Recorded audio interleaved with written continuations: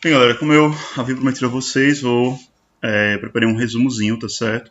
Mais uma vez lembrando, não sou professor de português, estou apenas tentando ajudar, tá certo, vocês a se orientarem com algumas questões, tá certo?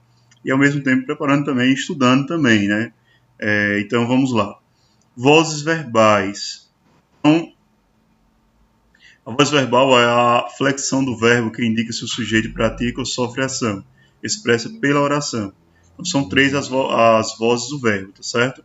A voz ativa, a voz passiva e a voz reflexiva. Então, vamos poder dar uma olhada aqui, ó. Primeiro, a voz ativa, o sujeito é agente, tá certo? Ou seja, é aquele que faz a ação.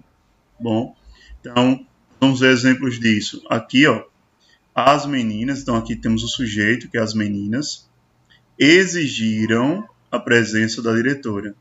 Então, gente, elas exigiram, elas fizeram, elas realizaram alguma coisa. Que coisa foi essa? Exigir a presença da diretora. A torcida aplaudiu os jogadores. Sujeito, a torcida. O verbo aqui, ó, aplaudir, certo? Então, a torcida fez o quê? Aplaudiu os jogadores. Certo? Então, eles exerceu a ação, certo? O médico cometeu um erro terrível. O médico é o sujeito. Ele fez o quê? Ele cometeu um erro terrível, tá bom? Portanto, voz ativa, o sujeito faz a ação, ele exerce a ação, tá bom? Voz passiva, o sujeito ele sofre a ação, ele é um paciente, ele recebe a ação. Então, a voz passiva tem dois tipos, tá certo? A sintética e a analítica, tá bom? Nós já vimos anteriormente um pouco sobre essa palavra sintética, que quer dizer resumida, comprimida, tá certo? Algo bastante resumido, tá certo? Uma forma resumida, a grosso modo falando. Então, a voz passiva sintética é formada por verbo transitivo direto, bom, pronome se, que é uma partícula passivadora, e o sujeito paciente. Então, vamos ver isso de forma direta. Entregam-se encomendas. Então, gente, ó, entregam-se encomendas. Nós temos aqui, ó, encomendas são o que? É o sujeito, tá certo? E o que está sendo feito com as encomendas? Elas estão sendo entregues, certo?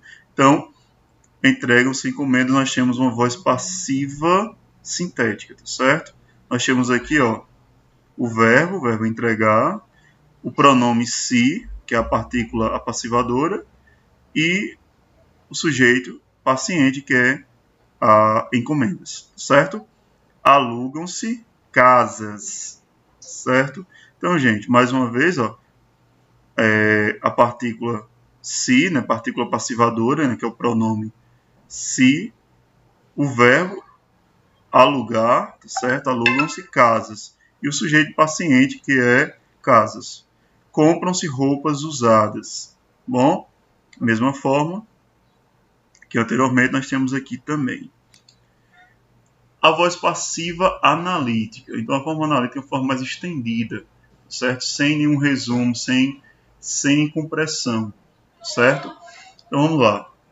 É formada por o sujeito paciente, ele vem antes aqui, o verbo auxiliar, ser ou estar, o verbo principal, indicador de ação no particípio, ambos formam locução verbal passiva e agente da passiva. Vamos ver o que isso realmente na prática quer dizer, né, gente? Isso acaba sendo bem grandão. As encomendas foram entregues pelo próprio diretor. Foi entregue as encomendas. Então, as encomendas é o que nós chamamos de sujeito paciente. Nós vamos ter aí, ó, o verbo auxiliar, certo? Que é o verbo ser ou estar, no caso aí, foram entregues pelo próprio diretor, certo? Então, e o verbo entregar, certo? Que seria o verbo principal aí, dessa locução verbal passiva, tá bom? E pelo próprio diretor é o agente da passiva nessa frase aí. Vamos para a segunda. As casas foram alugadas pela imobiliária. As casas, sujeito, paciente, o sujeito que está sofrendo a ação. Qual foi a ação? Foram alugadas. A ação é ser alugada, certo? E o agente da passiva é a imobiliária, aquele que agiu sobre o paciente, certo? Então, as casas foram alugadas pela imobiliária. As roupas foram compradas por uma elegante senhora. Então, gente, as roupas, nós temos aí o nosso sujeito paciente. Foram compradas, mais uma vez o verbo auxiliar e o verbo principal, certo? Por uma elegante senhora. E aqui o agente da passiva, tá bom? Então, isso aqui é o que nós chamamos de voz passiva analítica, tá bom? Ela não se resume, ela é totalmente descompressada, tá bom? Agora, a voz reflexiva. Então, existem dois tipos de voz reflexiva, certo? A simplesmente reflexiva, certo? E a reflexiva recíproca. O que é isso? Vamos lá. Essa voz reflexiva, simplesmente reflexiva, é quando o sujeito pratica ação sobre si mesmo. Bom, Carla machucou-se. Quem se machucou? Carla. E quem machucou Carla? Carla. Certo? Então, ela fez a ação sobre si mesma. Arthur cortou-se com a faca. Quem foi que sofreu o corte? Arthur. Quem foi que efetuou o corte? Arthur. Roberto mudou-se daqui. Então, Roberto foi a pessoa que sofreu a mudança. Quem foi que ocasionou a mudança? Roberto.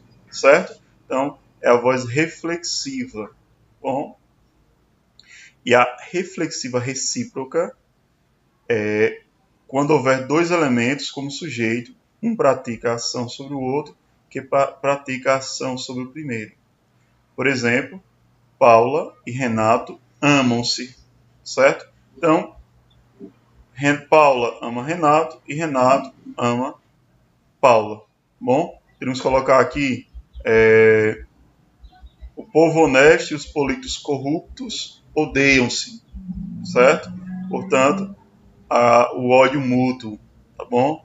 Pena que na prática não é assim, né, gente? Mas deixamos isso para outro momento. Os jovens agrediram-se durante a festa.